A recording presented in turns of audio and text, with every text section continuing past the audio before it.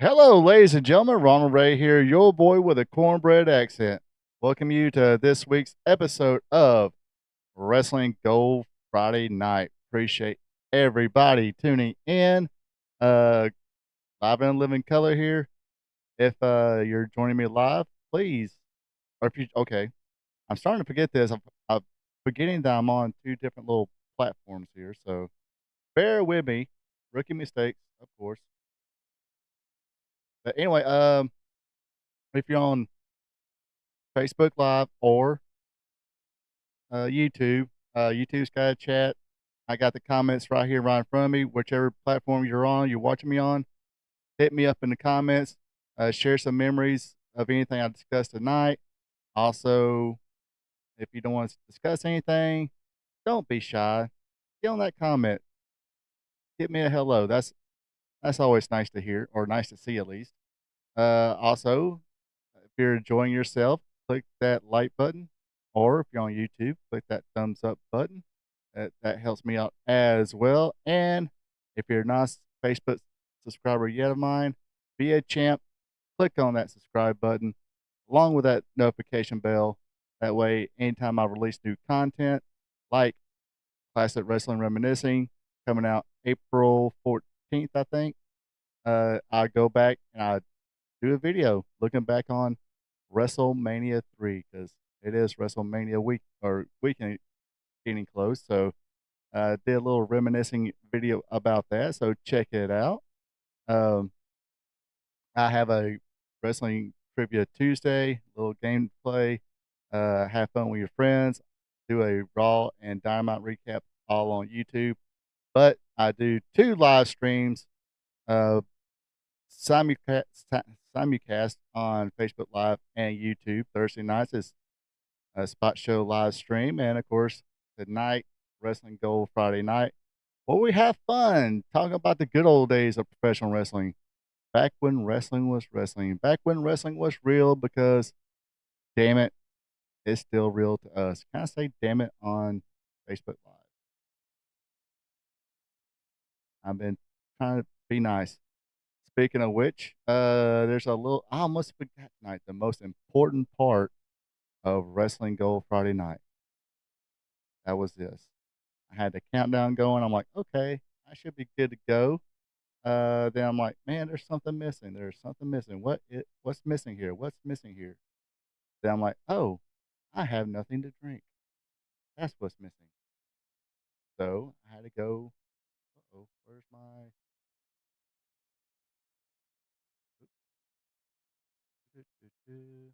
Hold on, folks. Y'all don't need to see that no more. Y'all know who I am by now, hopefully. Uh, damn cocaine. Anyway, just kidding. Not doing any cocaine. But anyway, did almost forget the most important part of the night.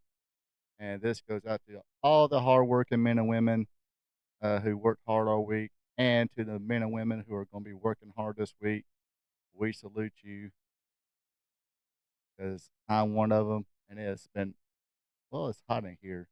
I think there's something wrong with my AC, but if you got one, or if you don't, if you got a bottle of water, don't matter. Give me a cheers.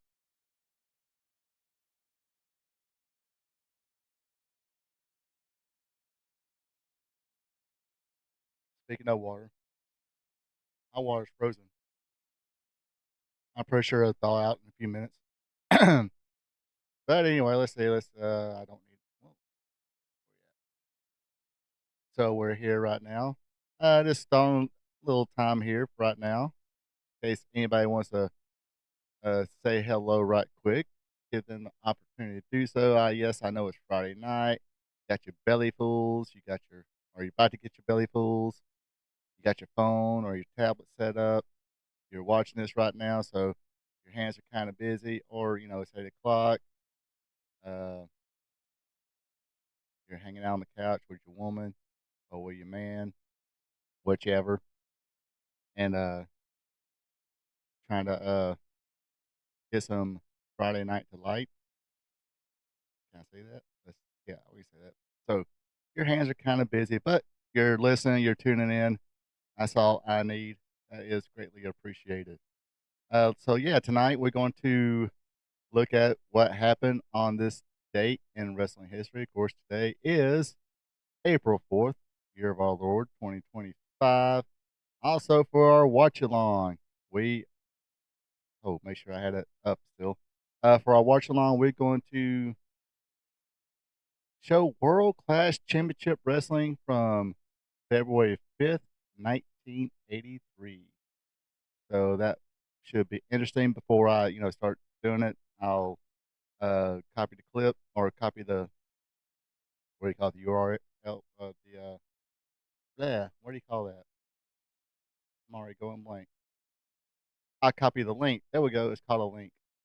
In case y'all didn't know, I'll copy a link, put it on here, and then we'll have some fun watching and chatting about World Class Championship Wrestling, home of the Von Erich family. Also, I am speaking of WrestleMania and all that. Yes, I'm kind of just chattering around here, stalling a little bit. Um, I believe I am going to try uh April 9th. Was it April? Gosh,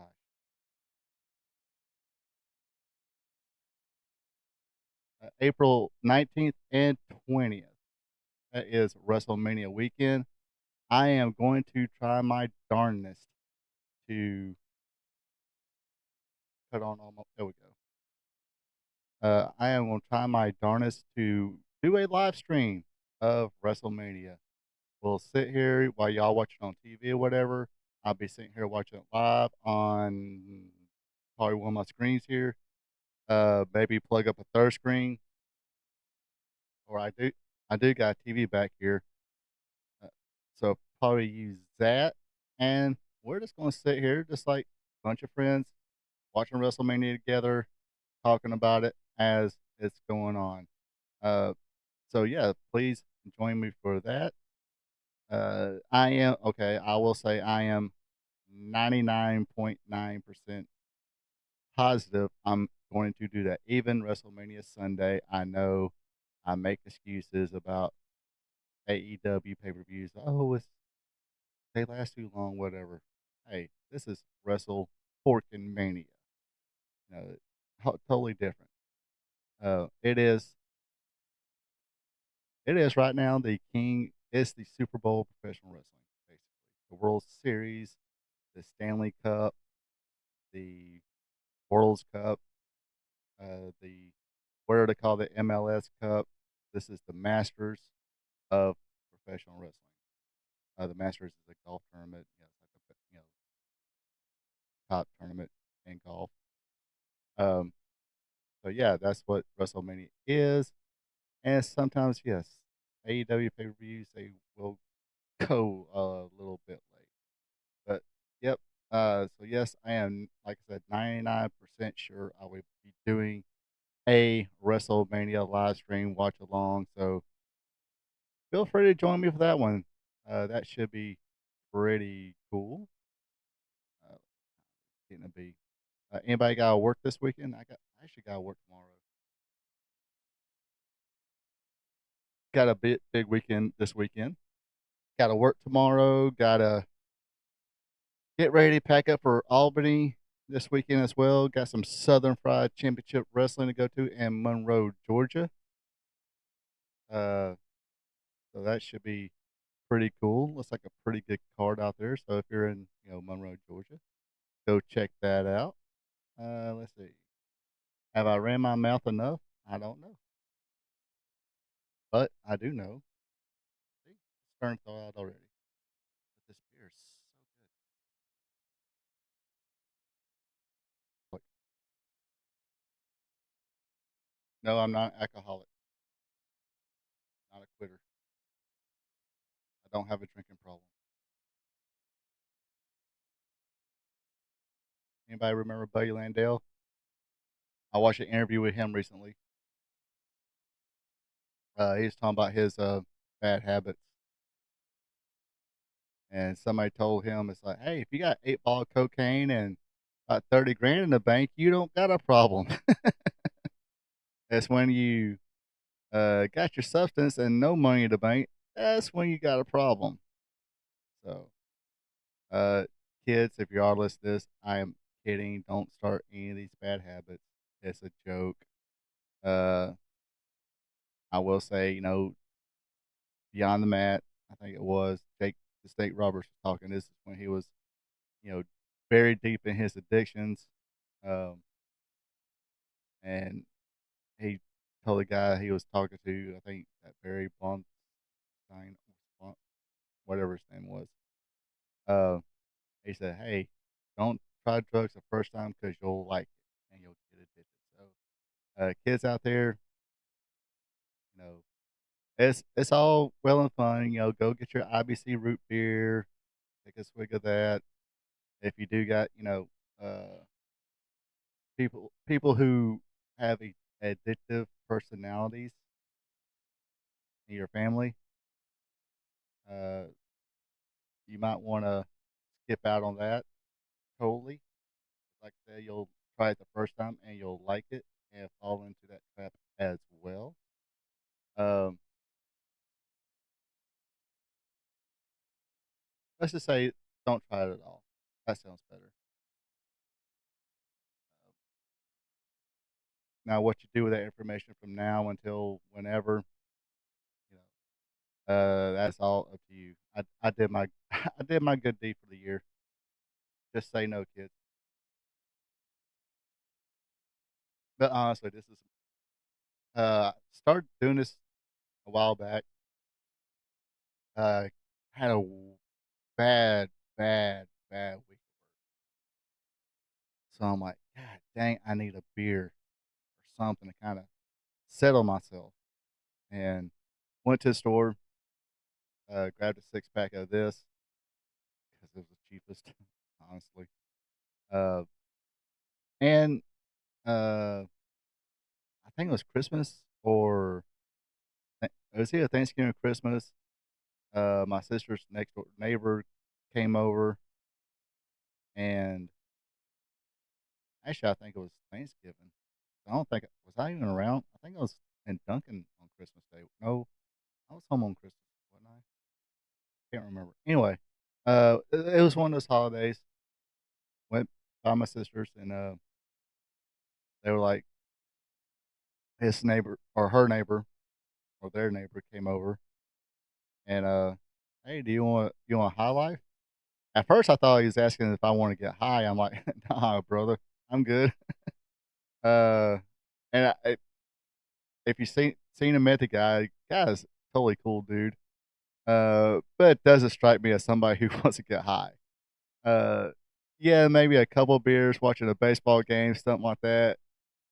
Definitely not let me tell you some Woodstock stories kind of guy. But very cool, very nice guy. I was like, huh? And he's like, no, you want a middle of high life? It's like, okay, sure, I'll take one. I mean, he had a bottle. I mean, bad thing about it, he gave me the bottle. He was right there, right next to him. I didn't, pay attention. And I remember my dad used to drink this for a long time. Then he switched, and I drunk it. And it's like, hey, this tastes pretty good. So, uh, fast forward a few weeks later, I was doing this live stream, and I was like, man, I'm just going to drink one on it because I took it out of the refrigerator or freezer because it got cold again. Um, got real cold. That's why you want your beer really cold. And came in here and opened it up, and I was like, hey, cheers, everybody. 'Cause I forgot what I said. I said something like, "Sorry, people, I had a bad day, but if you men and women who outwork you understand, gotta have one of these. Cheers!" And it's kind of been like my little gimmick here. So here's my one beer of the week.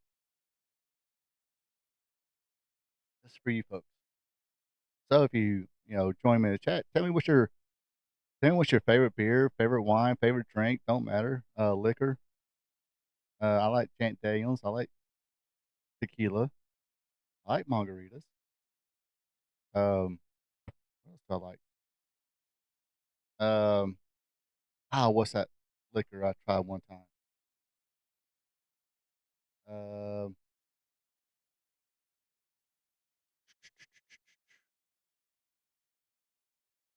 if anybody listens to uh, the Red Clay, I forgot the name of it now. Anyway, Red Clay crime, true crime podcast. Um, dang, what was it called? Rock Solid. Rock Solid.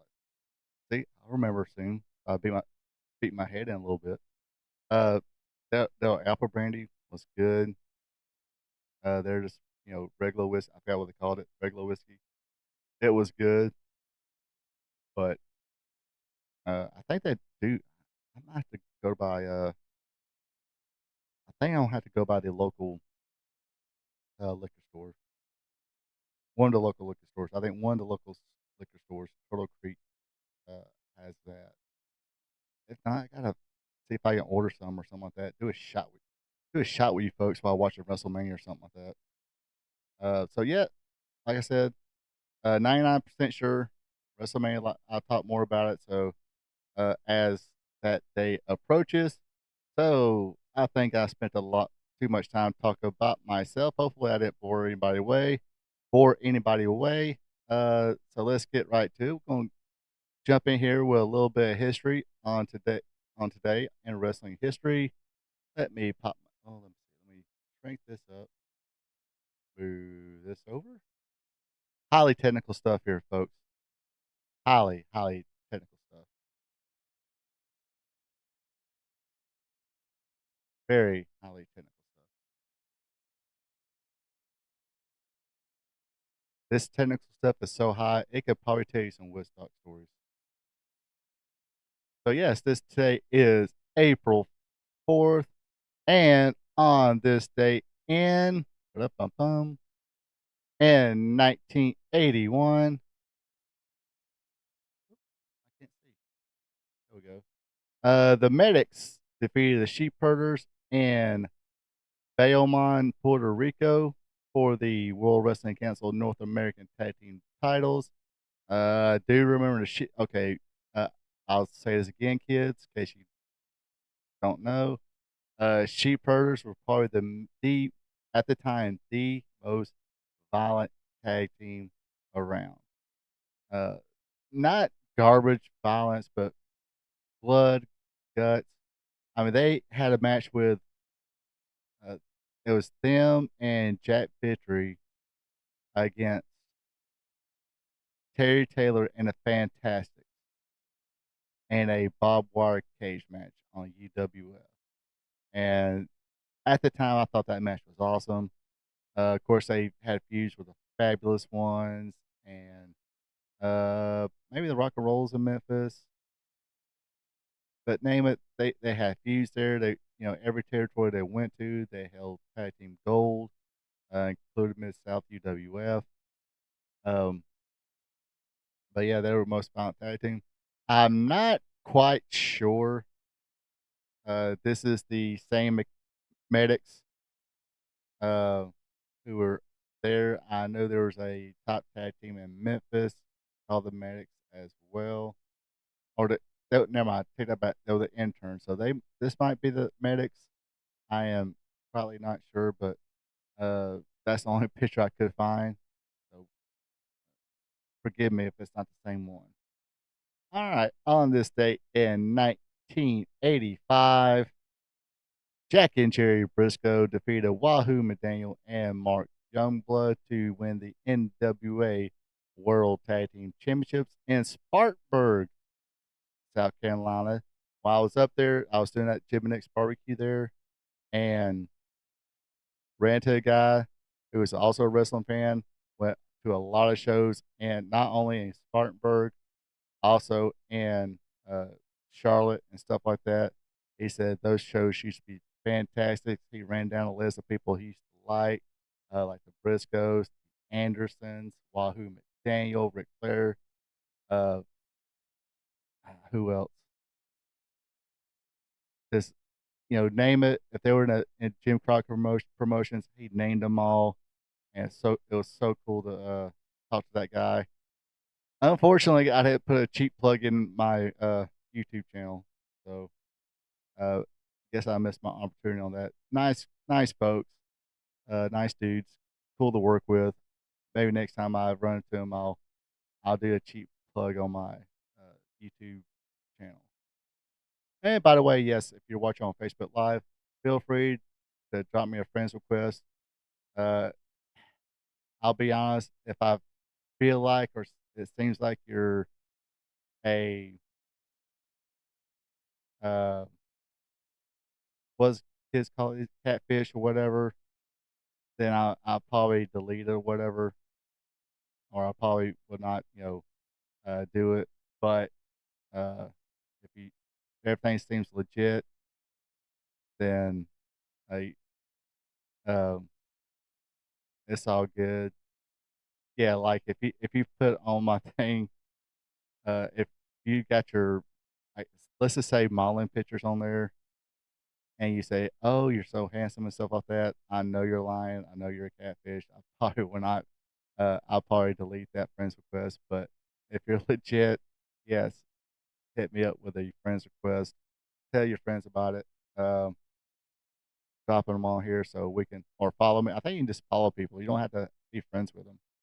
I think you just follow them, and voila, you can check out my Facebook live streams, or like I said, just travel over to YouTube and uh, subscribe on there. This Both of them are completely free.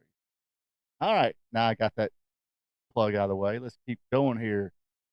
On this day in 1993,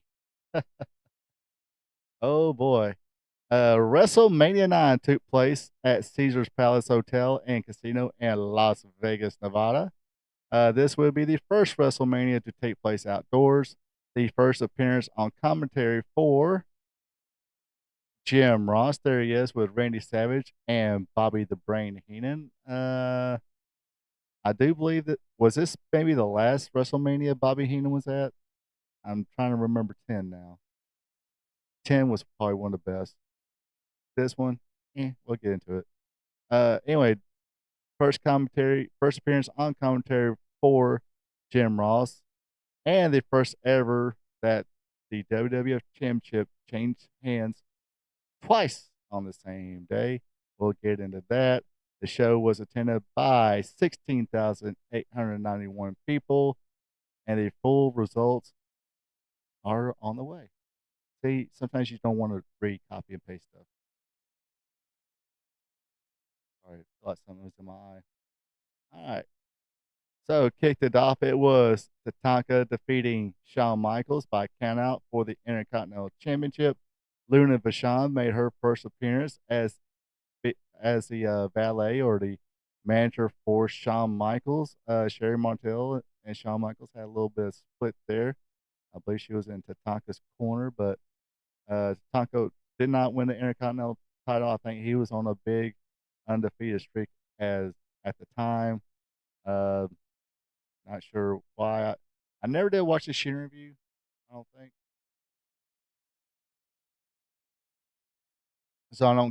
I didn't really get the full story of why they didn't give him the championship. I guess they felt that Shawn Michaels is having great matches and didn't really need to change it, so they kept it on Michaels. All right, the Steiner brothers. Now this was funky to me.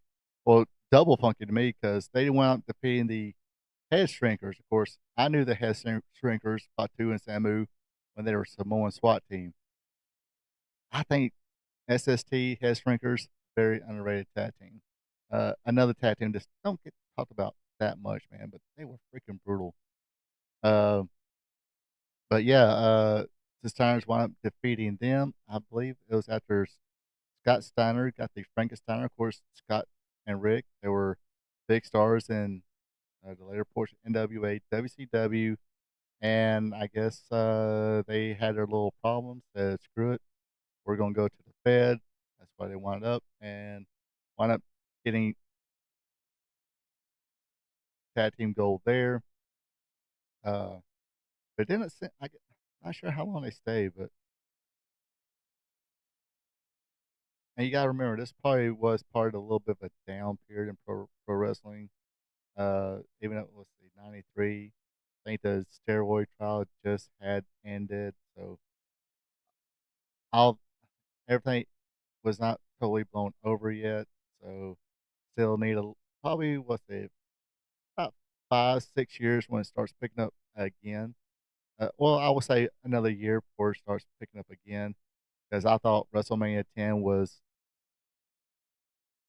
I would say, probably at the time the second best WrestleMania.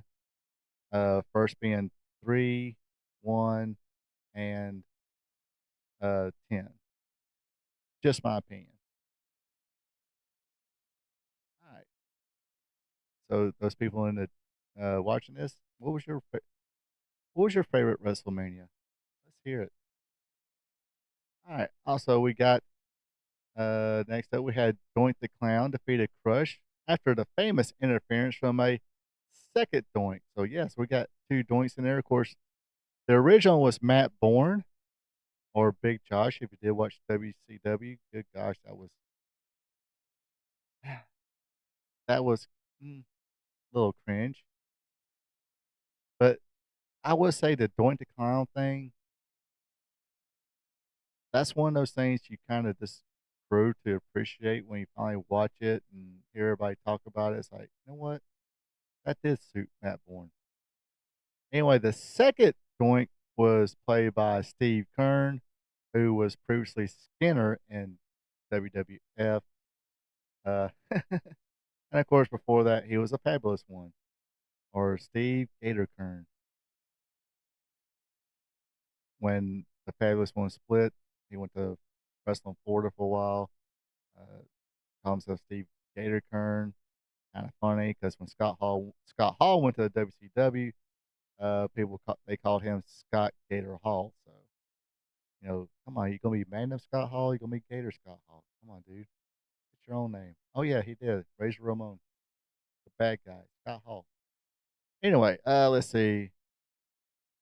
Speaking of Razor Ramon would defeat Bob Backlund. Do you remember watching this? I didn't watch the pay per view per se, but I did watch it on tape, and it didn't. They didn't try and muzzle anything out. There were more people cheering for Razor Ramon than Bob Backlund. And I think Razor Ramon pinned him fair and square with an inside cradle.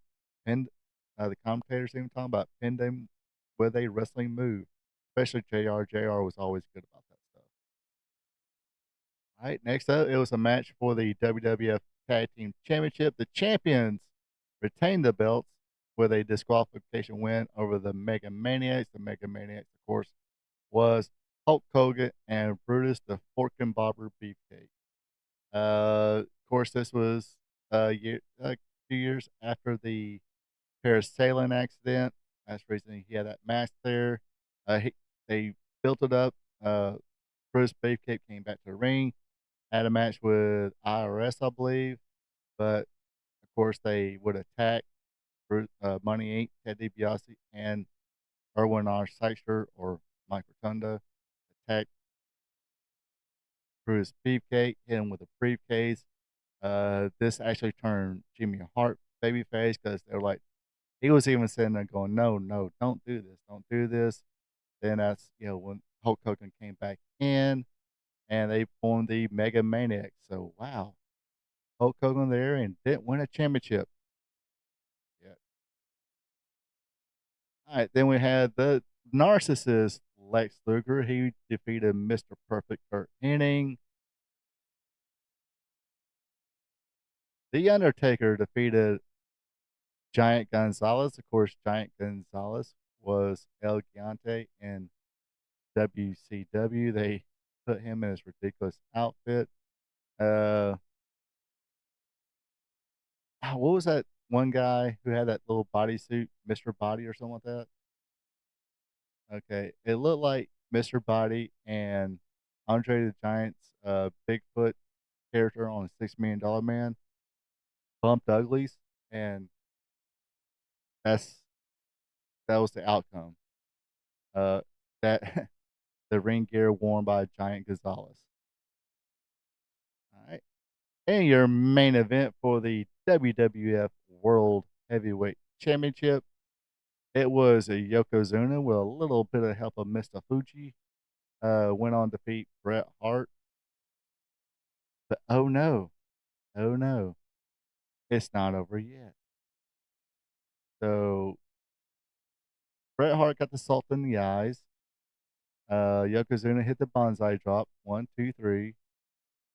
Bret Hart still a little blind. And for some reason, because I don't remember them being big buddies or anything, but some reason Hulk Hogan came down and said, "Hey, brother, you okay, brother?" And then Bret Hart was like, you know, uh, now let me tell you what's on the boot. I'm blind. They screwed me. Fuji screwed me. And so there was an impromptu challenge by Yokozuna, uh, or really by the manager, Mr. Fuji, on the behalf of Yokozuna. And of course, Bret Hart's like, yeah, go fucking get him. Go fucking get him.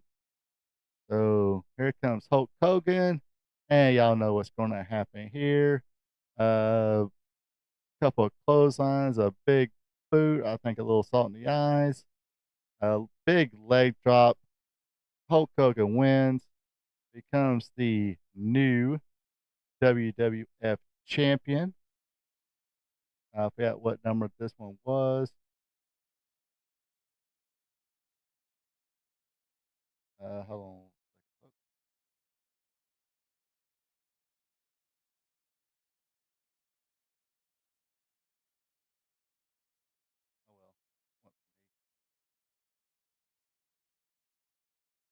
Sorry, folks. I do sometimes forget to shut the volume down on my phone. So, yep.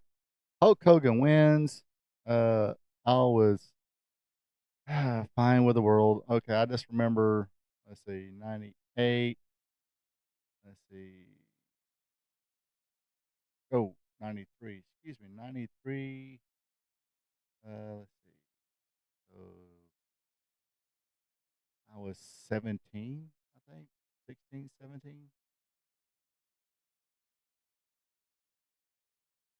I can't do math. So 10. So yeah, about 17 years old. I put it on. I remember seeing it Yoko's because again, I was still more of a, I guess at this point, WCW guy, even though they were kind of doing some uh, ding dongs and other bullshit there. Um, I see this, I'm like, and remember, this wasn't me being like, oh, work rate, stuff like that, reading Dave Meltzer fans. It's just no internet time, just watching this, and I was thinking, why did they have to give Hulk Hogan the championship? I've been perfect. I mean, I was a Bret Hart fan. Um, Bret Hart's pretty cool. I had no problem with him doing the Scorpion Deathlock, sharpshooter, whatever you want to call it. Um, because for me, I thought, hey, that's Sting's move or Terry Gordy's move. I think, what's his name? Jerry Stubbs used it as well before Sting. But anyway, I digress. I was like, cool, he's the champion now. But yeah, he's gonna have a wow. It's gonna be kind of hard to beat that big fella, that Yokozuna guy. But I do remember him being a Coquina the Samoan and Continental and in the AWA. I was like, oh, I didn't know Coquina was Japanese. Uh, yeah, he was another one of those wrestlers. They totally changed him and everything,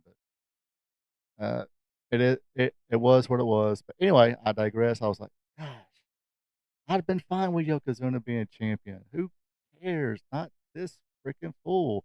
And this is before the whole hating Hulk Hogan was the cool happening thing to do. I At 17, I've grown past being a Hulkamaniac and all that good stuff. And I was like, God Dang it, they gave him the belt. Why? Why? Again, this was like, no internet, no whatever. This is just to the point you got sick of seeing Hulk Hogan. Then to him going there and winning it like this, just like I said, no internet, no nothing, just a fan. You see it and you're like, oh gosh, what bullshit. But anyway, so yeah, he captured it there, but he would go on to lose it at King of the Ring. And I kind of cheer for that. I was like, cool. Let's see what this big mammoth jammy could do as champion. Of course, I was 17, didn't watch every week like I used to. Um,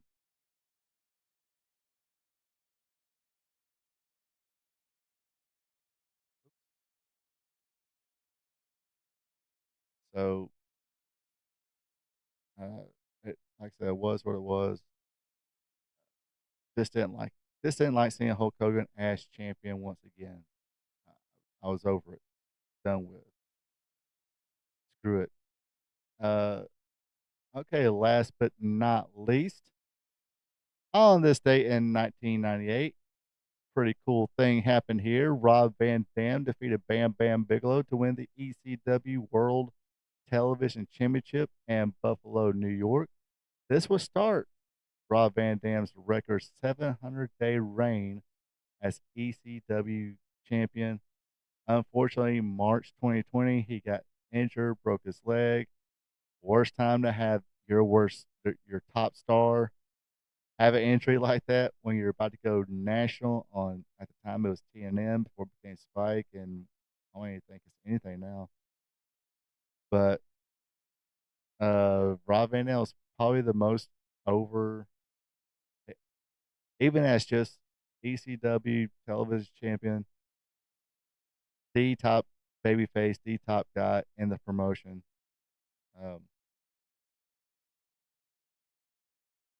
so I remember it was during that reign. Oh wait a minute, was it when he came back? Yeah, I think he came back.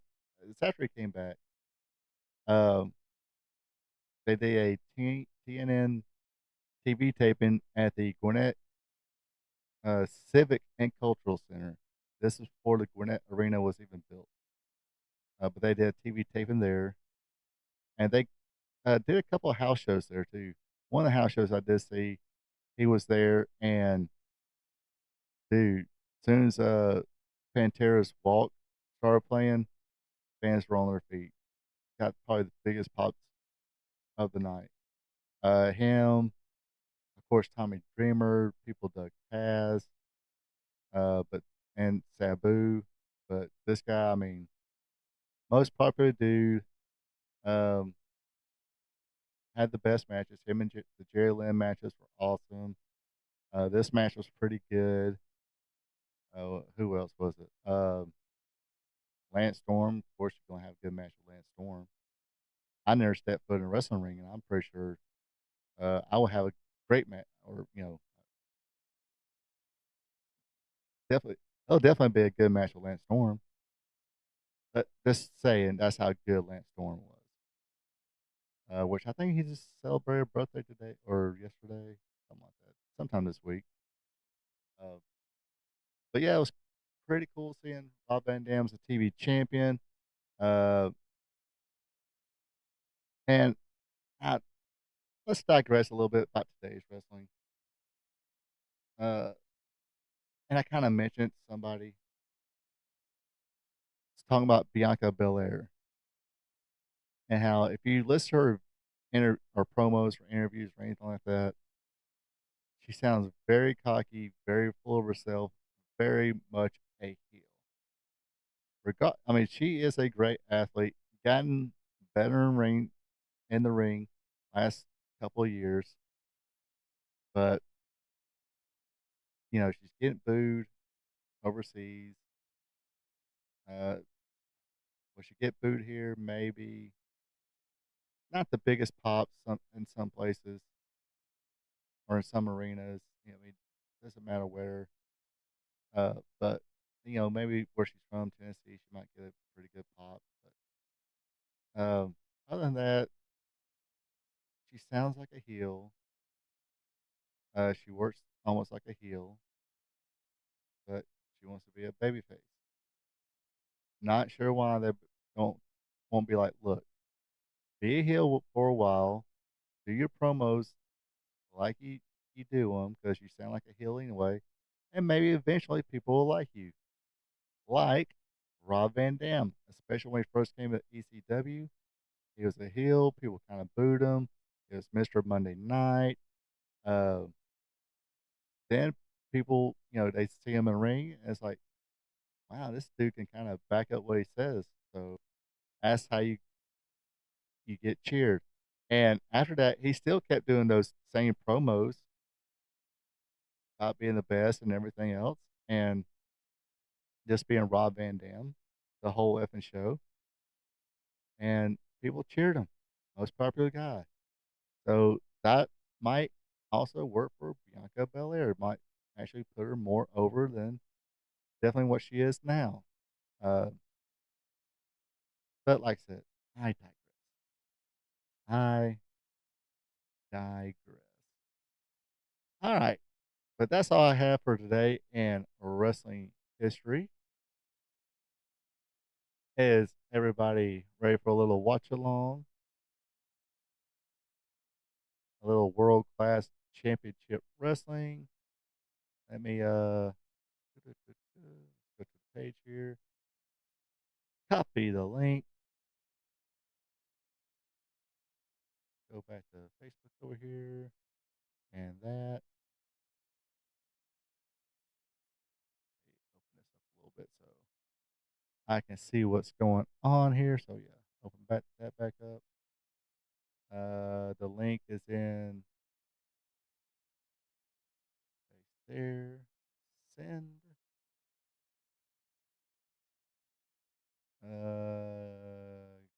Community standards. Blah blah blah. I'm just sharing your. Last week, um, while you folks get prepared and get situated for the watch along. Not sure what happened on Facebook last week. It went on, then all of a sudden I got this. I think it was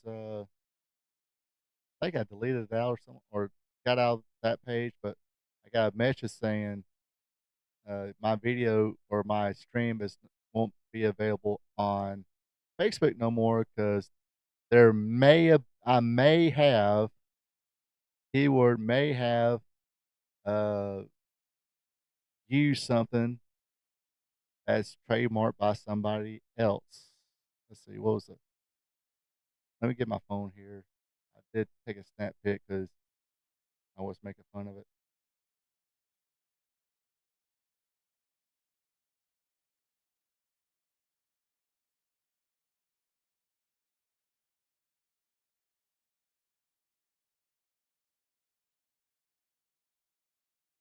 Uh,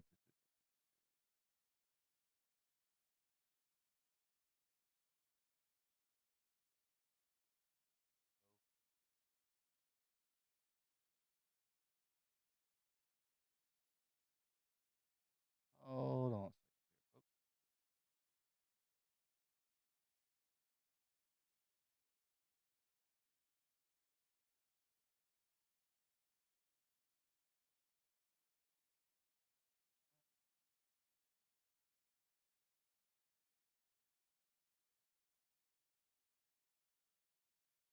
Let's see. I know how I can fix this.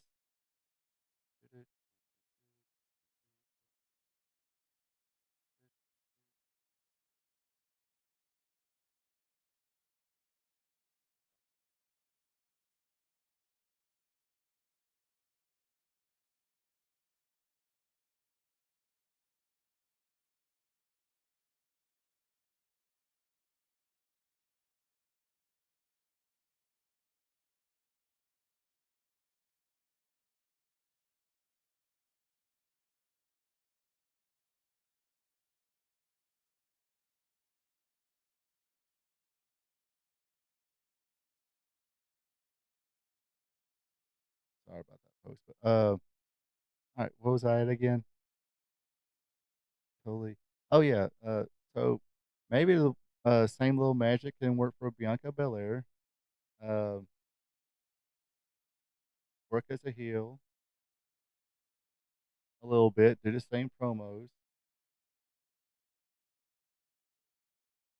and then hello, Karen Poole. Yeah, I see you in two places. Oh, same place. Um, but so yeah, maybe that the same thing can work for Bianca Belair.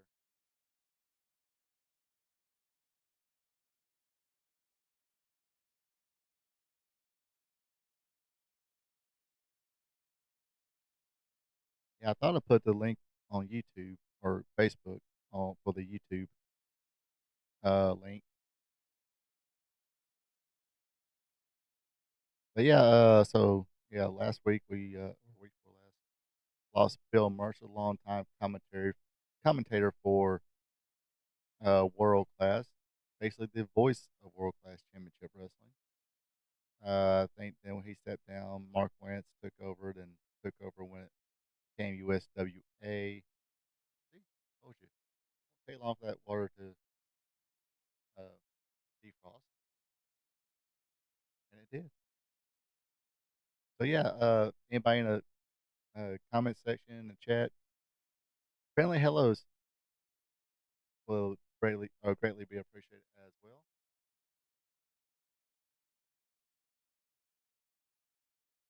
So I will say this is my first time, I do believe, of watching this particular episode of World Class Championship Wrestling.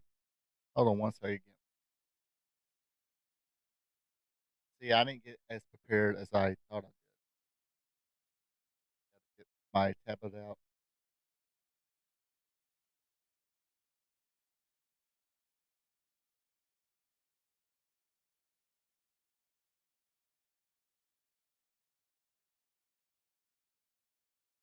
To see what I usually do, I have my tablet here and play the video, and kind of like set to the side. That way, the noise won't be go into the mic, and everybody hears it. And of course, I can't share it. Say, say I put like a little screen or square where you see Rob Van Dam and Bam Bam Bigelow there. If I put it on there, I'm gonna get copyright hit.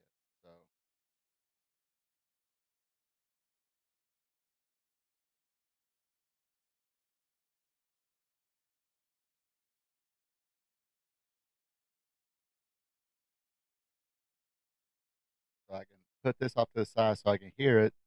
Play it on here with the volume uh, on mute.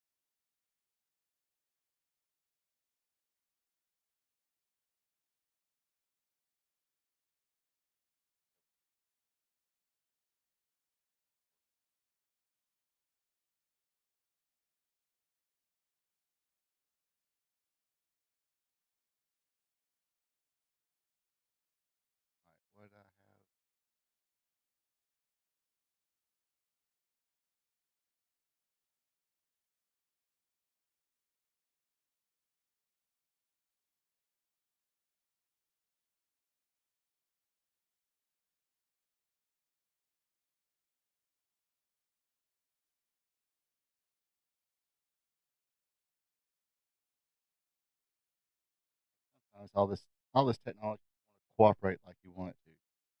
So anyway, if you folks are ready, the link is right there. Do a little countdown here.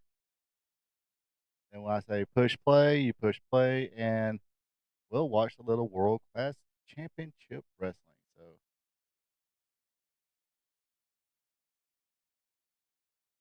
So here we go. And five, four. Gosh, I sound like a 13-year-old there. My voice is cracked like I'm experiencing puberty. Five, four. All right, here we go there. Five, four, three, two. Let me get to the right screen here. There we go. All right, one more time here. Five, four, three, two, one. One more thing. I am sorry, folks. Okay, I need that there.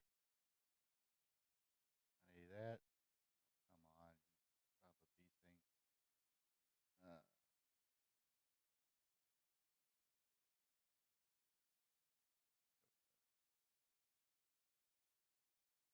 Uh, I need this screen here too, so I can, in case we get some comments here, I can. All right, I'm going to need a third screen. There is no doubt about that. I am going to need a third screen soon, one day. There we go. Come on.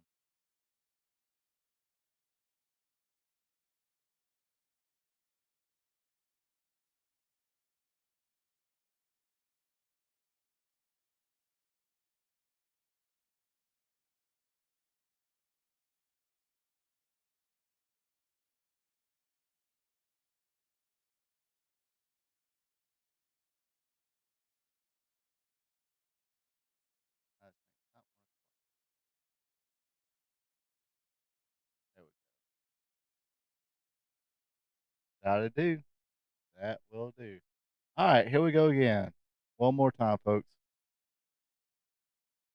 Totally told you I know very little of what I'm doing. Okay. This is part where it's I like I know what I'm doing a little bit. I really have no working clue.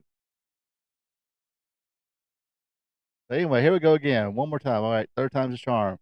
Five, four, three, two. Yeah.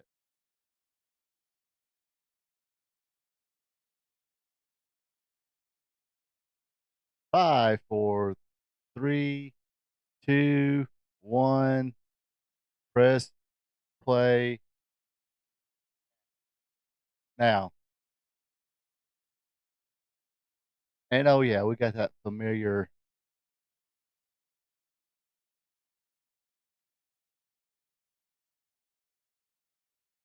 Oh, what? Why don't this Uber thing back over here?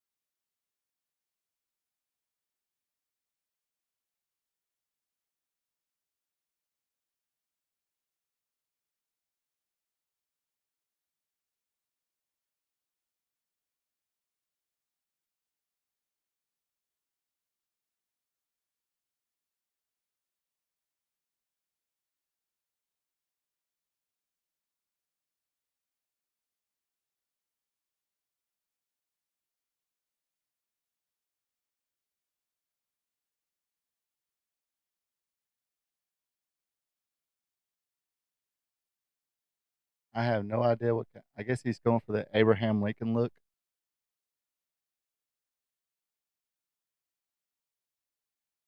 I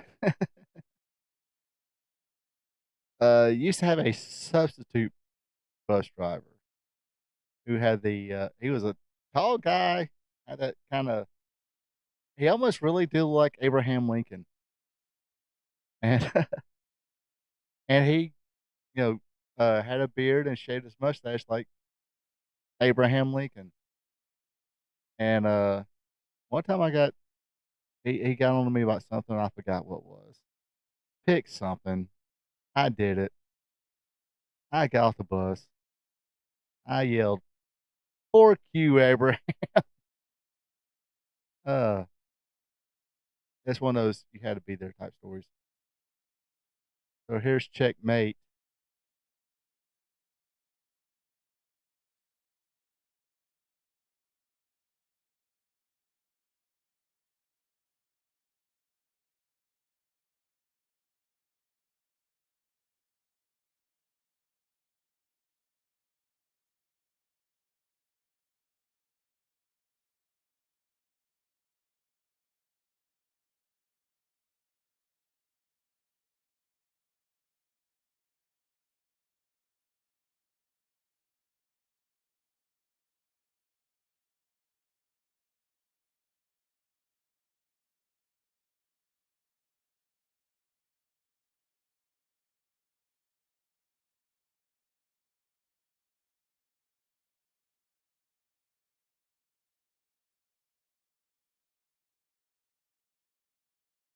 Oh, Larry Hayes.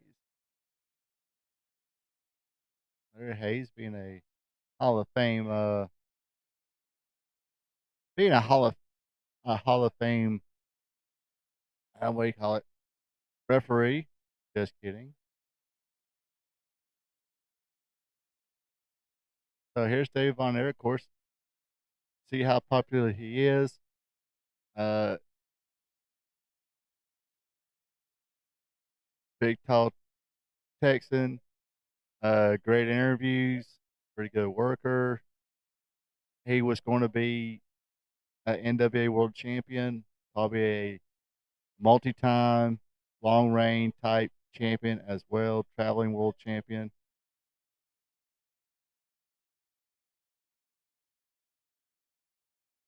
Worked heel in Florida. Did a good job being a heel, so that's one of the things that I like. Okay, because especially when you're traveling world champion, it's almost you know better if you're the heel. I think it was Robert Fuller's Studcast kind of explained to it's better to be a heel, come in, face the local babyface champion. That way, it's better to sell tickets that way because your champion's chasing the belt, and the heel will always like get themselves disqualified, cheat to win, pull the ties, or something like that. Something that will make sure unless they're supposed to be a title change, um, it will be a way for the babyface to save face, not a clean win, or they probably had an angle with the number one heel who the heel he was facing at the time, cost him the championship, and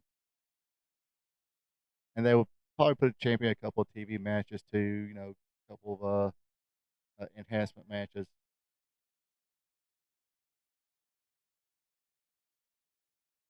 But dude definitely knew how to bring it as a babyface, knew how to bring it as a heel, could get cheers and get booed at the same time. So you definitely tell from the people who tell stories about David Von Erich that he was going to be a world champion. One thing I did not know about David Von Erich though was that I'm not sure probably around this time he had a great love for horses, and he had raised horses, sold them and stuff like that. Had a couple thoroughbreds and breeded them and stuff like that. So he was mounting up a nice little fortune for himself, raising and breeding and selling horses, uh, and not being you know counting on wrestling for 100% of his income.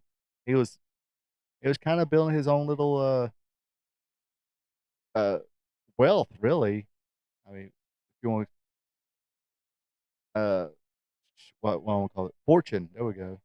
Uh, that way he didn't have to really depend on wrestling for the rest of his life. He would have had a nice little, nest egg and stuff like that. Like I said, vest wisely and all that good stuff.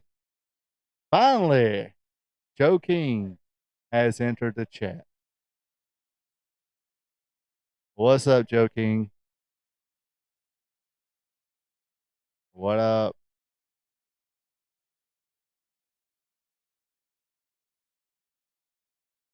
Not missed much. We're in the first match of the World Class Championship Wrestling show.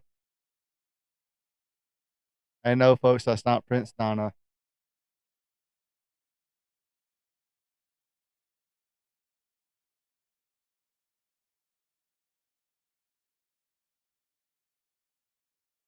God dang.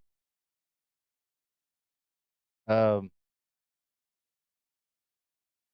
yeah, Texas had a lot of like tall, lanky wrestlers. You got here, you got David Von Erich. You had um, Barry Windham, Kendall Windham. Not only Texas, Tennessee. You had Ron Fuller, Robert Fuller.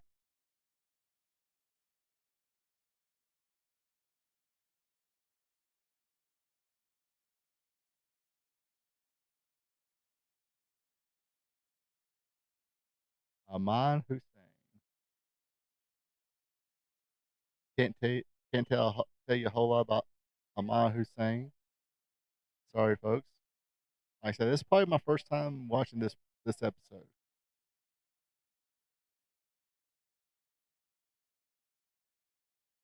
So I'm if this your first time too. Let me know, and kind of makes me happy we're all enjoying this for the first time all together here.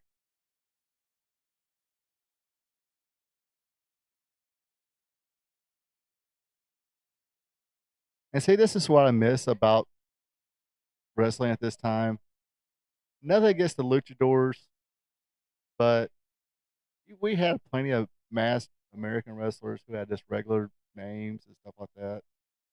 Um, Now every time, I mean, even El Generico, uh, uh, Canadian guy who wore a mask, not Mexican guy, Canadian guy, had to be, kind of call himself a luchador just because he wore a mask. It's like, nah, dude, just, I think there's one wrestler in NWA, Billy Corgan's NWA, who tries, but I forgot his name. I haven't watched that so long. Feel so bad for that promotion. Freaking COVID.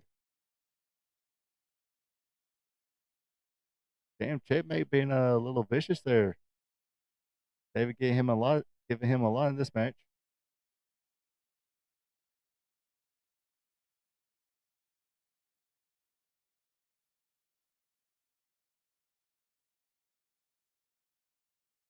Not not sure who Checkmate is here. I mean, he is wearing a grappler smash, but he's a little small to be Lynn Denton or Tony Anthony. Not as big, but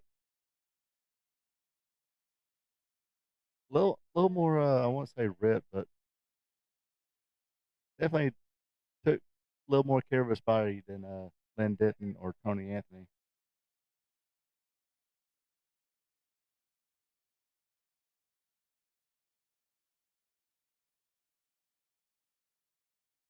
It was Checkmate a freaking hey, he could uh bump pretty good bumper here.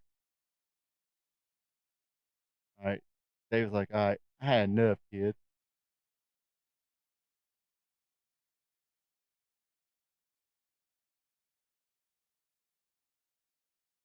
He said, come on, you little mess, some some biatch. I got like I'm tired of your bullshit. Dang, but here comes Checkmate coming back here. Like what the hell going on here?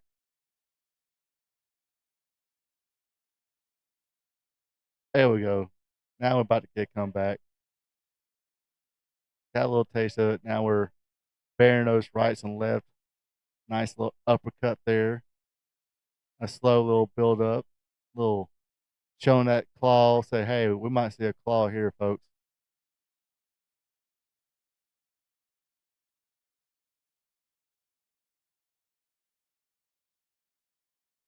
Bill Mercer called it a judo chop. Come on, it's tomahawk chop.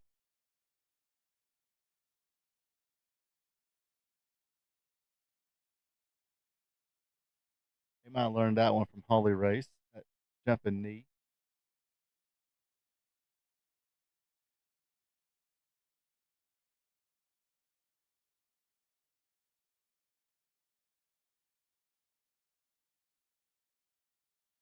Couldn't get the call, but hey, we got a sneaky sleeper. A sneaky sleeper.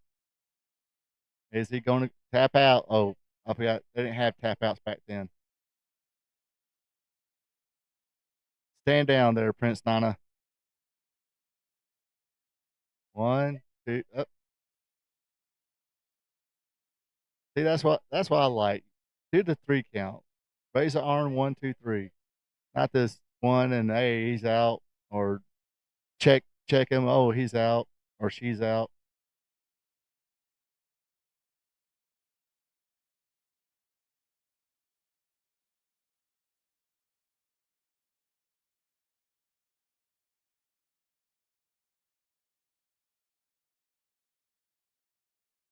Oh,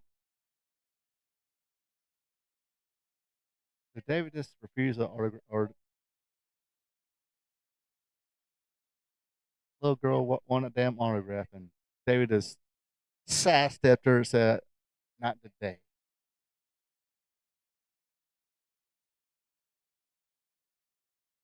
He might have went back, signed it for her.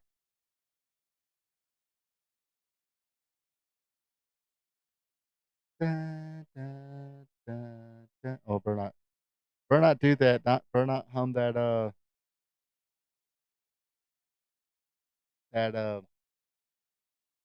music there. They might, Facebook might hit me up on that.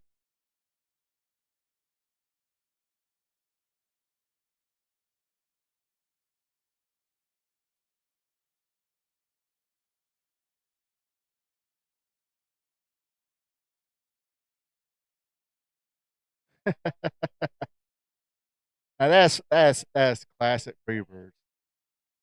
Some will dine in there or drive in there. Got Fritos, Terry Terry Cordy. I don't care, man. Just give me my food.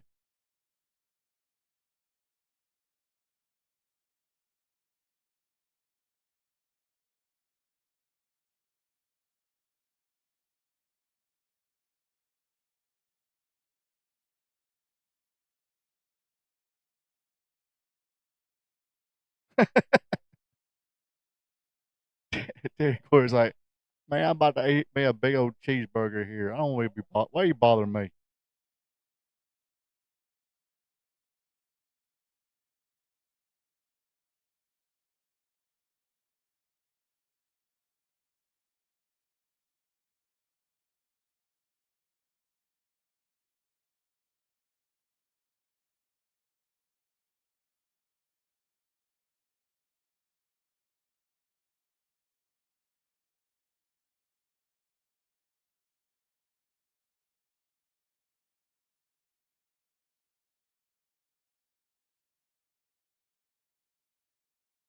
Now, knowing everything we know about the Von Erichs or the Freebirds, excuse me, is it scary that maybe Michael Hayes is the one driving? I mean, I understand Buddy Roberts not driving, but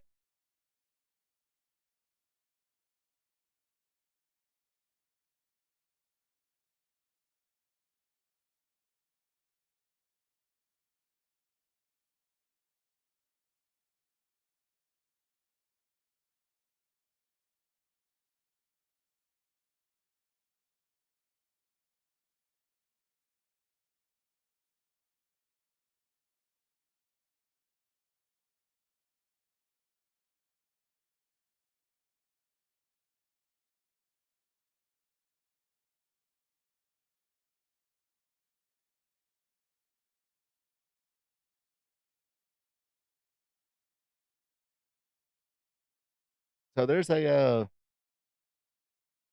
new, or I guess somewhat new channel. They've had two streams and just two videos. that just so had to be streams they put out. A place called Chair to the Face, if I got it right. Um, Pretty young, uh, young lady, young gentleman. So they probably had no idea. And they probably heard of Michael Hayes' name being part of creative. But if you guys are watching this, that was Michael Hayes. Actually, that's probably one of the few times that Terry got some words in and Buddy got some words in. But usually it's Michael. Michael was this gold on the mic. And on their last stream, they asked, what's your Mount Rushmore of stables? And I put Freebirds because they were the blueprint. I mean, it's you had the talker, the flamboyant one, basically like the lead singer of a rock group, Michael Hayes, uh, basically the David Lee Roth of the Freebirds, literally because he actually did sing Bad Street USA, and I put them on that list because they were like I said, um, the blueprint. You had your talker, your flamboyant one, kind of a chicken shite heel. Then you had your ass kicker. And since it was the, the ass kicker and uh, what's the word I'm looking for? Blue Chipper, I guess, and Terry Gordy. Then you have Buddy Roberts, the Grizzly veteran, but the guy who, if somebody's going to be counting the lights uh, in their matches, it was going to be Buddy Roberts.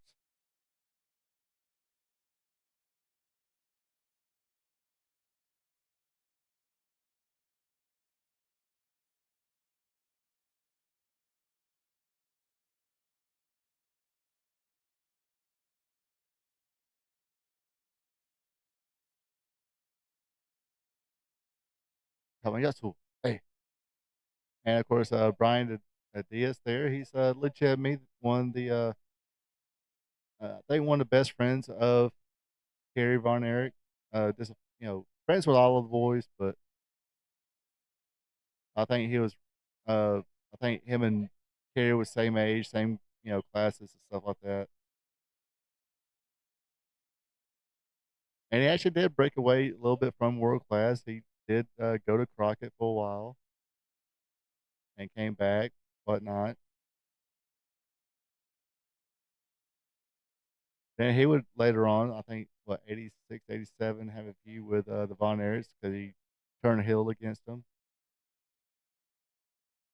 But this was kind of the very much a down period of world class.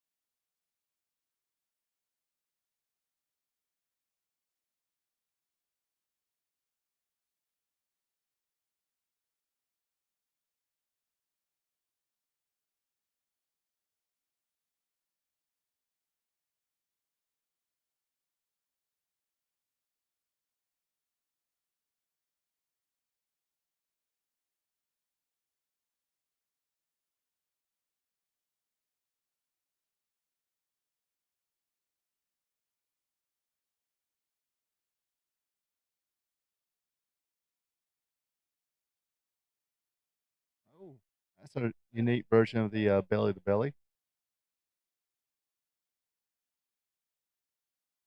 Yatsu here, I don't, not that familiar with his career either. I can guarantee you that, I mean, again, 83, no internet.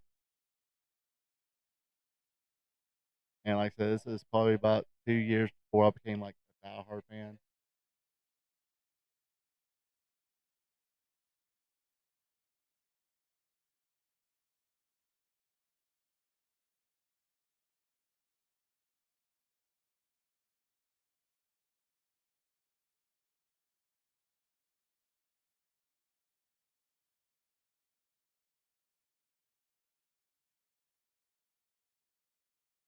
Oop, there's a little blunder. I don't worry. I don't, not wonder why keeps on calling it a judo chop. I guess that was the '80s thing. Everything was judo. This judo kick, judo chop. Basically, watch Austin Powers. And he likes saying judo. When he's doing a judo kick, judo chop. Yeah, baby. Kind of an overrated movie, in my opinion.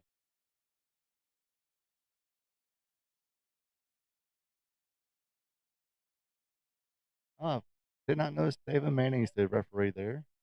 Longtime referee for World Class. Helped do the booking. Kind of one of Fritz's right hand men. So very busy guy. I had to say it.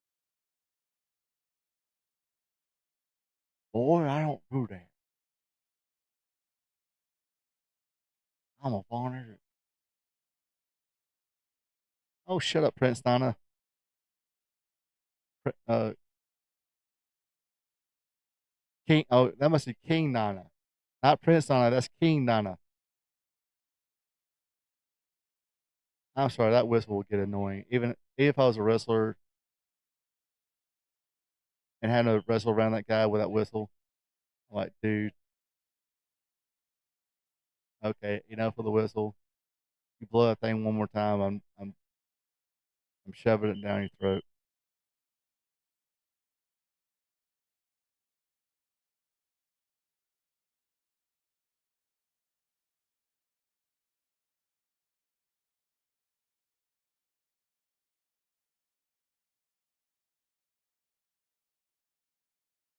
Like he's choking.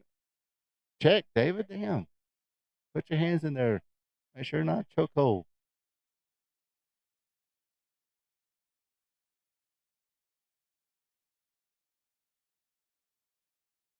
Yatsu Fujinami. Okay, I don't know if that's his real last name. I think it's the Shatsu. All right, King Nana. Enough of the whistle.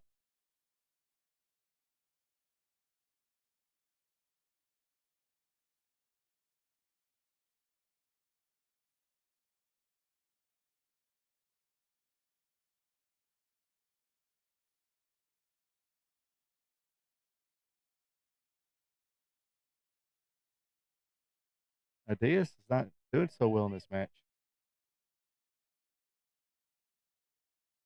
Oh, sorry. Sometimes this all chairs get kind of uncomfortable after a while.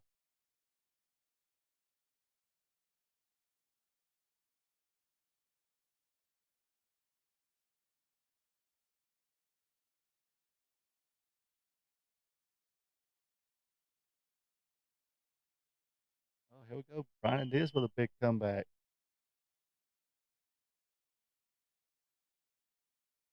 I ain't saying that's technically ugly, but it just looked an ugly version of a net breaker. Oh, Japanese. I don't sell.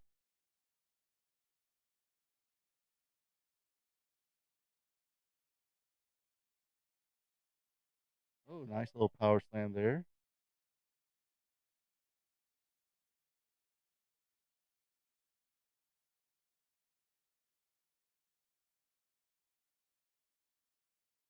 There you go. It's got him in the shit in the Mikey.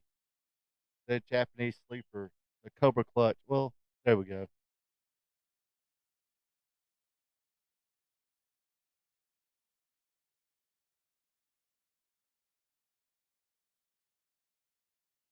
course, this is 83. They don't know what tapping out is.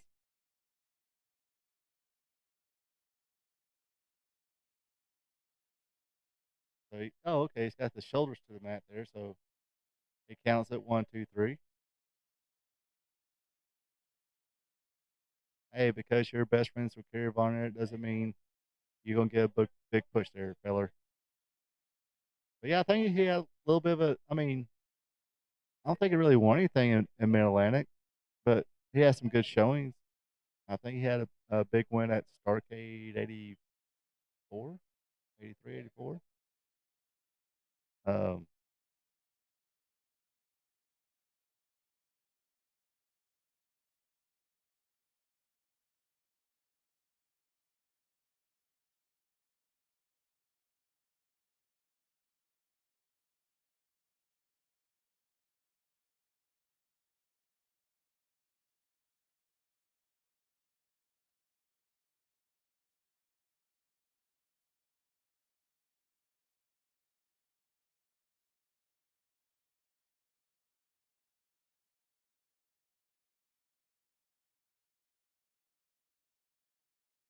She's like, I don't care if you lost Brian. I still want your autograph. Gosh, you gotta know they got like women were just throwing themselves to him, uh, putting their cats on a tray for him. Best way I can say it. Oh, there's Kevin Von Erich on the big promo here. Look at this.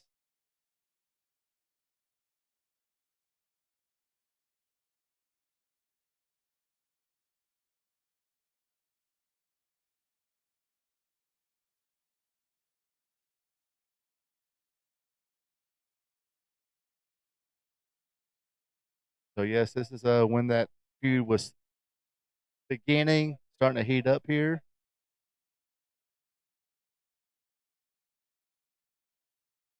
So I'm pretty sure during this time there was lots of TV main events with the Von Erich versus the Freebird,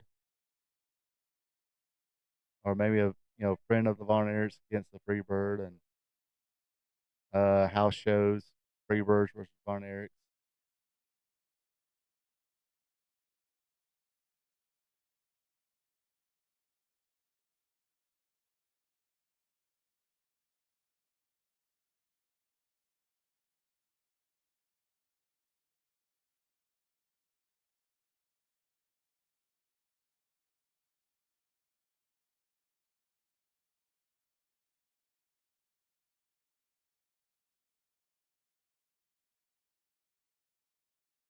So Kevin probably wasn't the best talker, but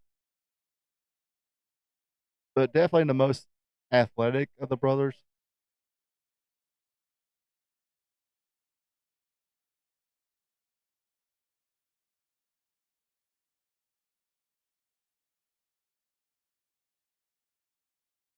But David, good worker, good on the mic, be heel, be babyface. Like I said before, he can definitely go watch. I do recommend go watch some more David Von Erich stuff. You can understand why they were definitely going to put the NWA World Title on him. Kerry, he had a look, worked pretty good. Uh, just that WWF type body too. He was probably the first stature wise, muscle wise, bigger of the brothers. And here's I mean, just check this guy. I mean, look at Terry Gordon, not a just a big corn fed uh steak, potatoes, and beer, or Jack Daniels guy. But if it's gonna be like any other Terry Gordy match, you're gonna watch him move like he's Kevin size. Terry Gordy was so freaking good. And I was even saying this, back when I first started watching wrestling. It's like, God dang.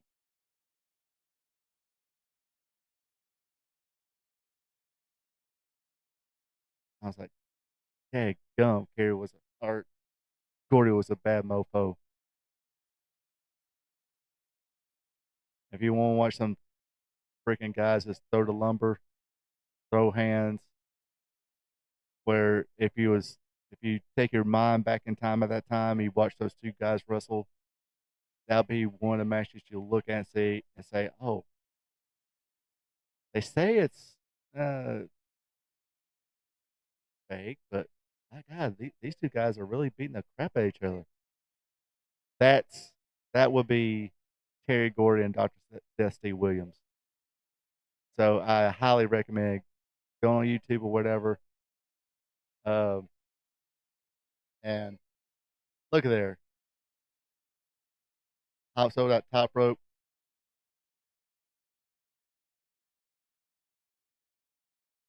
I mean, not too many big guys today can do that.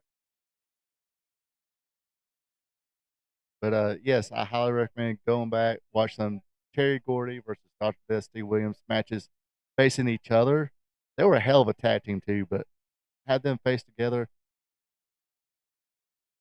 That was some. I mean, if you like this good, snug brawling and stuff like that, there's David.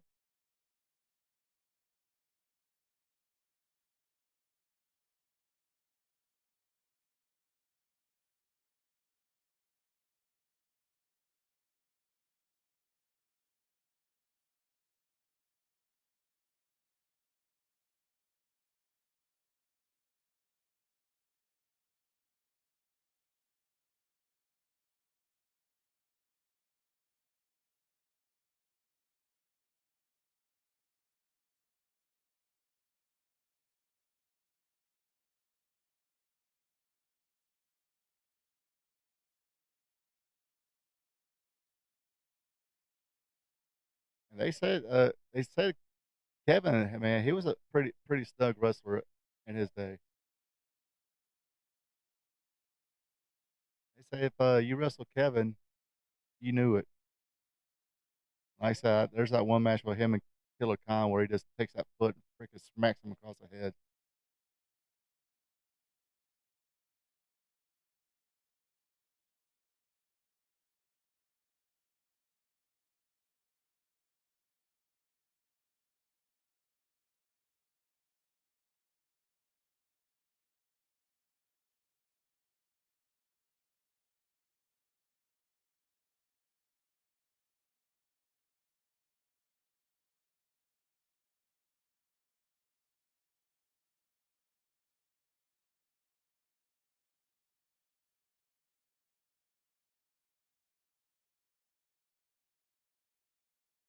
Yes, this being Texas, Bon Eric country, fans that definitely did not like the Freebirds.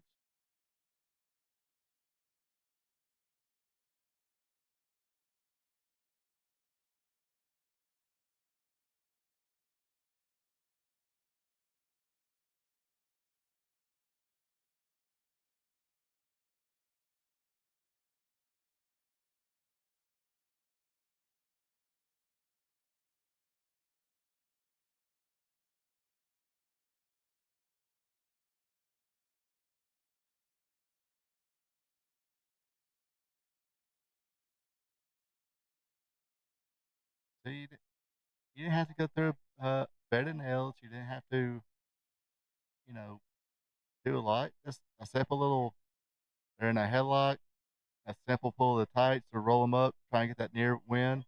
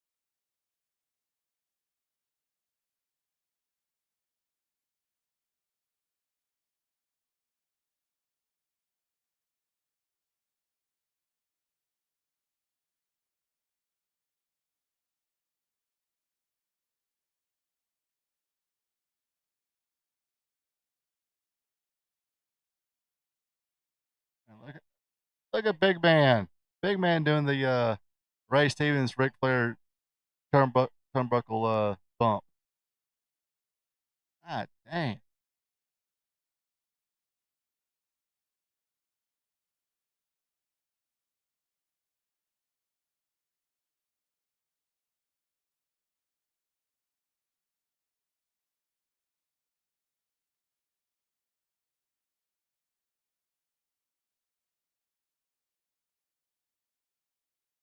Yeah, on Kevin Von Erich's interview, was talking about Terry Gordy.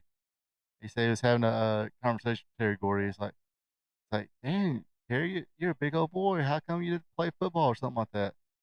And Terry answered, Coach didn't like me. So I think Terry started wrestling when he was like 15 years old. Lied on the the or the paperwork saying he was older, saying he was 18. But he was that big at 15.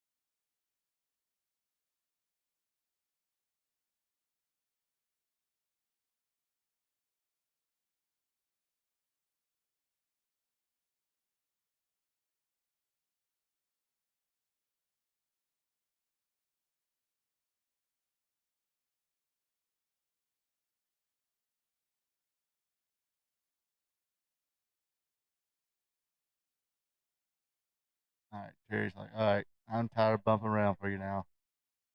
Time to get some heat here, brother.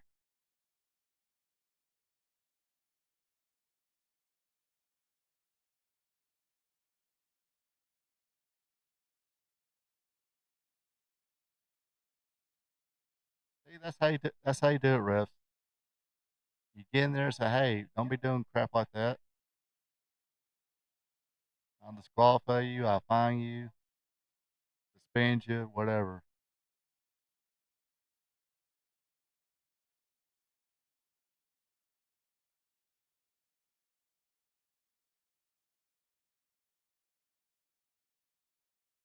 Up, up. Oh,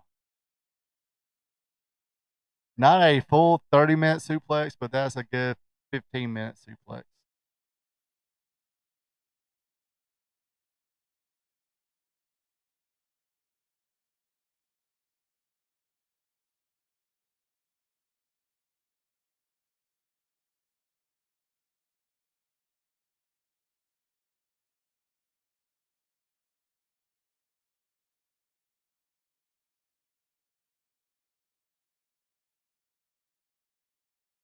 There we go. Checking the arm. Say if this was W or any current wrestling product now, match would be over. Let's see. Check this out.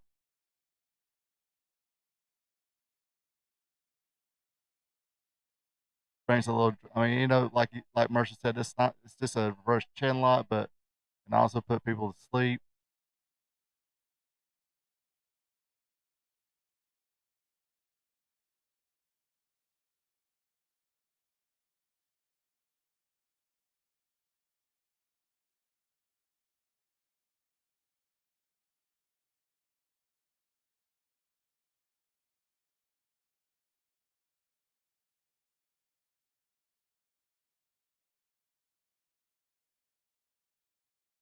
But like I said, just doing the arm thing 3 times, it brings a little mystery to it, brings a little uh personality to it, if you want to call it that. A little more drama to it instead of just picking an arm up. Okay, match is over.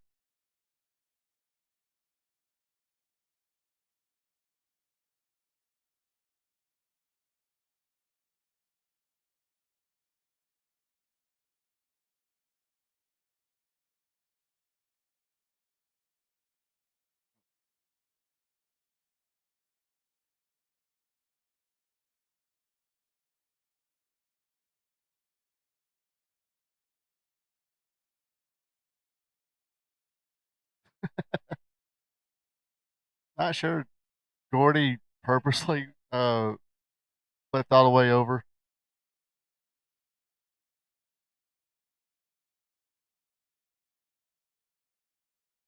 but Gordy's like, it still works.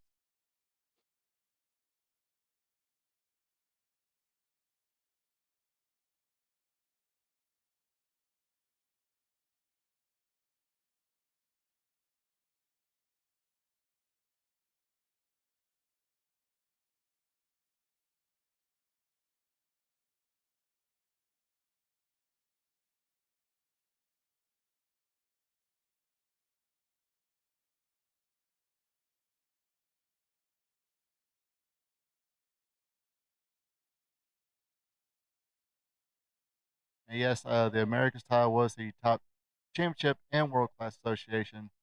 So when they seceded from the NWA, they needed a world champion. The America's champion at the time was Rick Rude. So instead of just keeping the America's title, they needed a world champion. So they just dumped the America's part, gave Rick Rude a new belt, and called him the World Class Wrestling Association World Heavyweight Champion. And that's how it became the first, world class heavyweight champion.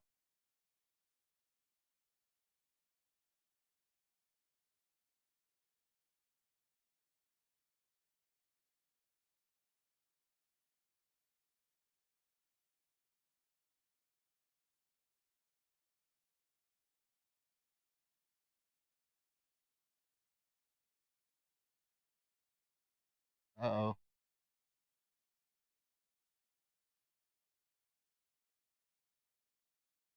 Saint David said, "Hey, Get your tail back over there.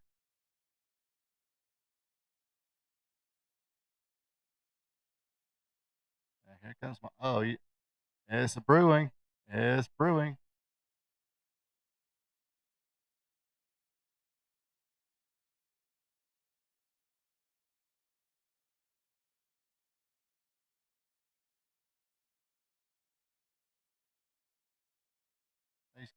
It's like, kids, we're about to go to war here. You want me?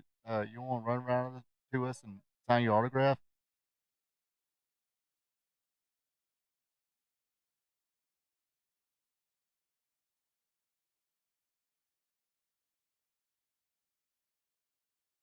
There's a claw.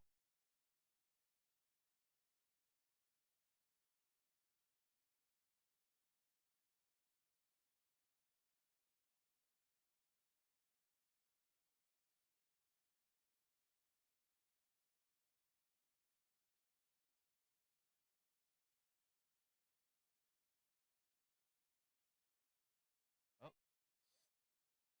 oh, there he goes, Michael Hayes. Tripped him. One, two, three. Not the wind out of him.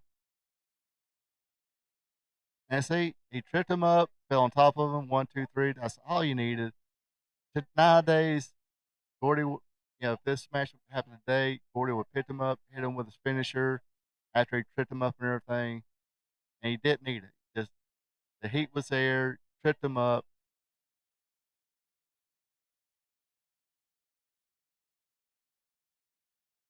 I said, "Oh, this is some bullshit."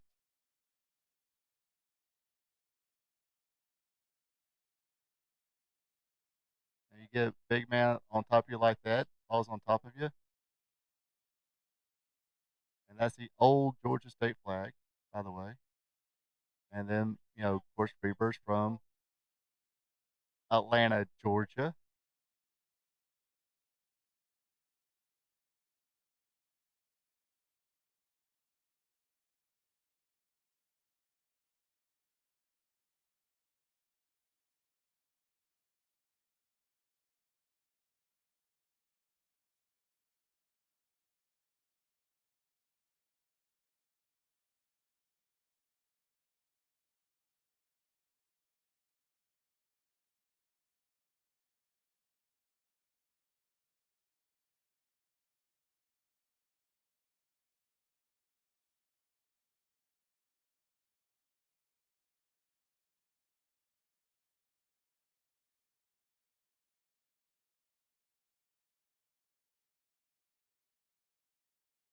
Michael Hayes must have been too hungover on this episode to do a lot of talking.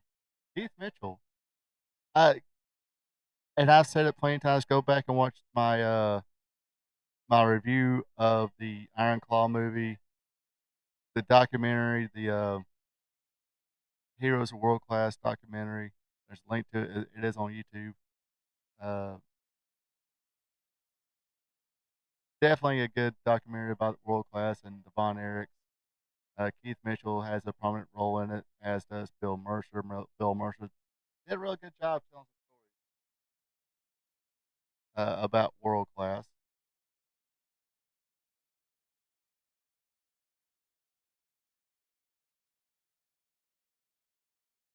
I'll put that down there.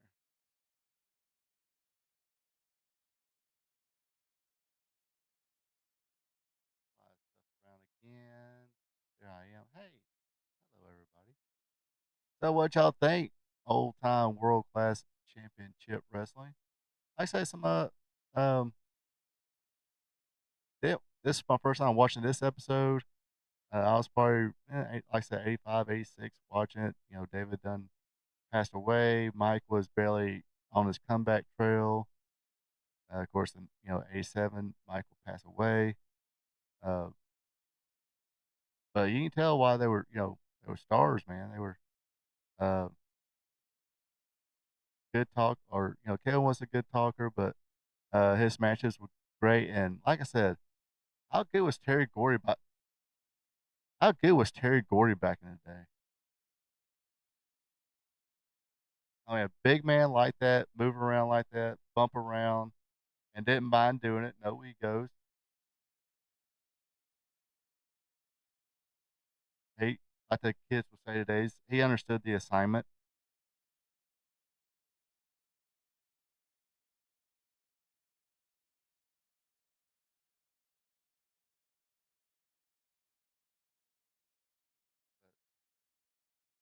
But I do highly recommend go watch some UWF. Uh, Steve Dr. Death Williams versus Terry Bam Bam Gordy. Great stuff there. Uh, yeah, I think next week for Wrestling Gold we might have a little bit of fun. I vaguely remember watching some of these episodes, a couple of these episodes, and just watching it's like, okay, this is a little different, but at the time I was, young, dumb, and full of you know what, and uh, didn't watch a whole lot. I mean, watched the main stuff, but didn't. Uh, yeah, I mean, they at that time, like I said, that documentary it fully um it fully tells a story where they use at the time state of the art cameras.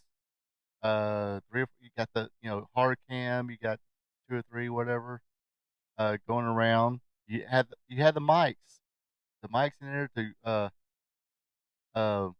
hear yeah, that's what I'm saying. State of the art cameras uh and the mics, so you kind of hear everything. And according to I think it was Kevin Mitchell who said this in the documentary, it was really influenced by the Rocky movie, the first Rocky movie, on how they did that in ring stuff. So he definitely wanted the mics in there. Make sure you didn't hear them call spots or anything, but definitely make sure you heard when somebody chopped somebody or hit somebody, you heard it. So uh, good, like I said, good quality stuff there. Um, but as far as next week, uh, going to have a little fun next week. I don't know. Never mind. I might change my mind. Uh, I'll think of something. Gotta find something, get some viewers on this thing. Can't just uh can't just throw something out there. So definitely think of something. Pull up some old videos and see what a lot of people like. A lot of people like the world class. Done AWA a little too recently, I think. Um,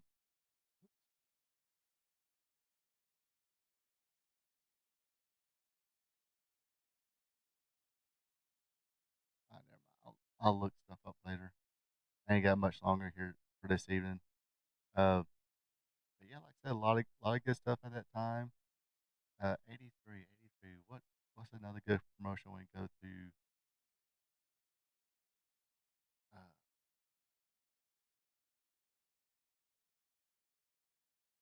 yeah, there's so much to choose from. Like I said, I was thinking about doing the Eddie Mansfield IWF because that has potential to be a lot of fun because I might be making fun of it a lot. Uh, mm, and you have to be kind of picky what you get. That way, uh, we at least see people we do recognize on there. But I don't know. I'll think of something. Maybe. Ooh, what's that? I know there was another one late '80s called Atlantic Coast Wrestling. I think it was started by Nelson Royal. Had a few people from Crockett's, few enhancement talent. That was actually pushing Tommy Angel in this promotion. But I don't know. I will find something. I always do. What else can we bullshit about? I think that's about all I got for this evening. Like I said, I do gotta work tomorrow, so I need hit the hay. Got a busy day tomorrow. Gotta get up, go to work, get home, showered up. Uh, got one side I work at, now I gotta go to the office, drop off some samples, and actually do some work at the site as well. So busy day tomorrow. I got Southern Fried Championship Wrestling tomorrow.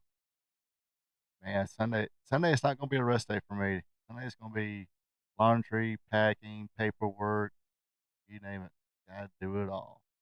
But anyway, at like every other week, or like every week, appreciate everybody tuning in. Hey, share this.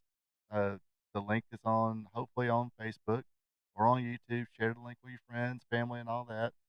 Tell them come along. It's just nothing but people BSing about wrestling, talking crap a lot about wrestling.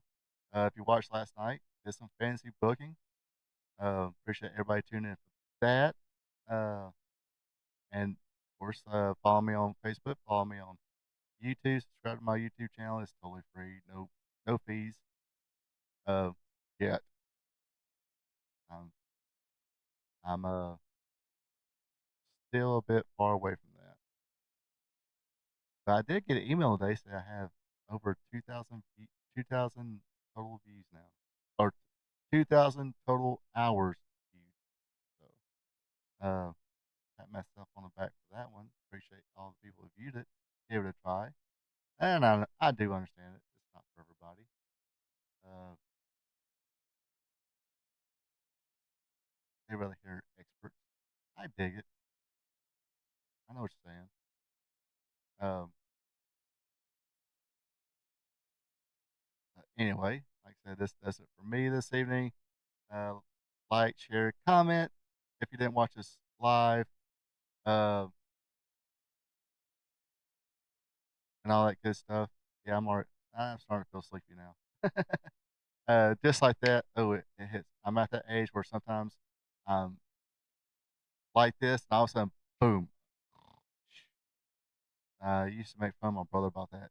He can, pass out freaking standing up. But, yeah, appreciate everybody tuning in. In case you did miss it, I am 99% sure I will be doing a WrestleMania live stream. The Saturday night and the Sunday night WrestleMania night one, night two, whatever you want to call it. Going to do a live stream. Watch along with that. So again, gather some friends, check it out. It's just like I said, a bunch of fans just watching wrestling and BSing through it, giving our own opinions. So join me for that. Uh, if something changes about that, I will let y'all know. Because there's, I gotta figure out where I'm gonna put TV at, and like I said, I need a third screen, and hopefully my internet. I mean, it might be. Hopefully, it's not one of those deals where I do it and my internet just can't hack it. But I think we're good. I think we're good. I think we'll be able to do it. I think I'll be able to do it. But anyway, uh, tune in next week for Wrestling Gold Friday night. Tune in next week for Spot Show live stream. Check out the rest of my videos. And anything, did I forget anything? Oh, yeah, April 14th, Classic Wrestling Reminiscing, done recorded video, but it will be up and available on the 14th. I believe that's going to be a Monday, right? Let me look on the calendar. Yep. Monday, April 14th, about 5:30 is when it'll be available. Anytime after that, of course, you can watch it anytime like my other videos. Um, but yeah, so check that out. It's all greatly appreciated. Anyway, you folks have a good one. Be careful. Take it easy. Until next time. So long from the peach state of Georgia. Thank you for checking out our P2 Vision. Subscribe to our P2 Vision to watch Ronald Ray's content that covers the sport of professional wrestling from yesterday to today. His weekly content starts off with Wrestling Trivia Tuesday. Every Tuesday, Ronald Ray asks 5 questions about the sport of professional wrestling. So tune in and have some fun. Then it's WWE Monday Night Raw recaps, where he recaps all the action from the Raw brand. Ronald Ray also does an AEW Dynamite recap show where he recaps and has fun doing it. Do you like live streams? Well, join Ronald Ray live on Spot Show Livestream, where he discusses current wrestling. Join the chat and have fun. Spot Show Livestream is on Thursday nights starting at 8 p.m. If current pro wrestling isn't your thing, like all wrestling past and present, or you're a new fan and want to hear how things were back in the day, then tune in to Wrestling Gold Friday night, where Ronald Ray discusses back in the day when wrestling was wrestling, featuring watch-alongs. That's Wrestling Gold Friday night on Fridays starting at 8 p.m.